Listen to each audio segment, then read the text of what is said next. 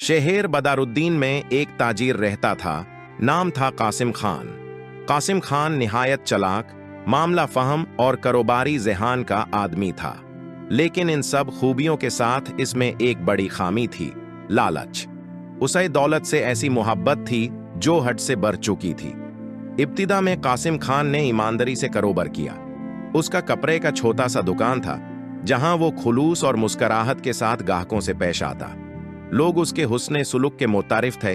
लेकिन जब उसका कारोबार चल निकला और दौलत आने लगी, तो उसके मिजाज में सख्ती, गुरूर और खुदगर्जी ने जगह बना ली।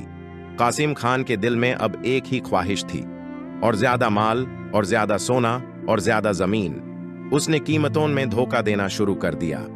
अच्छे कपड़े में खराब माल छुपा देता, पैमाने कम कर देता, और सूद पर लोगों को कर्ज देकर उनकी जमीनें हथिया लेता। चंद सालों में कासिम खान शहर का अमीर तरीन शख्स बन गया। लोग उसे कासिम सेठ कहने लगे। उसकी कोठी, नौकर, सोने की कुर्सियां और घोड़ा गाड़ी सब उसकी शान दिखाते थे। एक दिन वो अपने दोस्त रशीद से कहने लगा, दौलत वो चीज है जो इज्जत दिलाती है। जिसके पास पैसा है, दुनिया उसके कदमून में है। रशीद ने नरम लहजे में कहा, कासिम भाई, दौलत के पीछे इतना ना भागो कि इंसानियत पीछे रह जाए। कासिम हंस पड़ा। इंसानियत? वो सिर्फ किताबों में अच्छी लगती है। असल दुनिया में पैसा सब कुछ है। यह वो मकाम था जहां कासिम खान के दिल से खौफ खुदा और एहसास का चिराग बुझ चुका था। दौलत की हवस ने कासिम खान को अंधा कर दिया था। उसने गांवों के गरीब किसानों को कर्ज देकर उनकी जमीनें हड़प लें। जिस किसान का बेटा बीमार होता, कासिम उसे कर्ज देकर ऐसा जाल बिछाता कि वो हमेशा का मकरूज हो जाता। एक बेवा औरत ज़ैनब अपने बीमार बच्चे के लिए कासिम के पास गई। कासिम ने सूद पर कर्ज दिया और 3 महीने बाद उसका झोंपड़ा भी छीन लिया।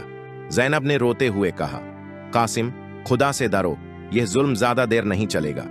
कासिम ने बेरहमी से कहा, खुदा के दर से ना कारोबार चलता है, ना खजाने भरते हैं। ज़ैनब ने आसमान की तरफ देखकर कहा, खुदा देख रहा है, तुम्हारी बर्बादी दूर नहीं। एक दिन शहर में नई खबर फैली, करीबी पहाड़ों में सोना निकाल आया है। कासिम खान का लालच एक बार फिर जागा। उसने सारा कारोबार छोड़कर पहाड़ों का रुख किया, मजदूरों को जमा किया, खैमे लगवाए और खुदाई का काम शुरू कर दिया। चंद हफ्तों में थोड़ा सा सोना मिला, लेकिन कासिम मुतमैन ना हुआ। उसे सब कुछ चाहिए था।